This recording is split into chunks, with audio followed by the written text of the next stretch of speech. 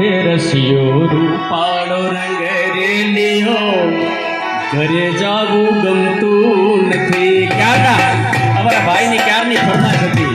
મેં કીધું હમણાં લઉં તમારી ફરમાશ. એ રસિયો રૂપાળો રંગ રેલિયો ઘરે જાવું ગમતું નથી. રસિયો રૂપાળો રંગ રેલિયો ઘેર જાવું ગમતું નથી. એમ નહીં, હિતેશભાઈ આને આગળ વહી આવો એકવાર.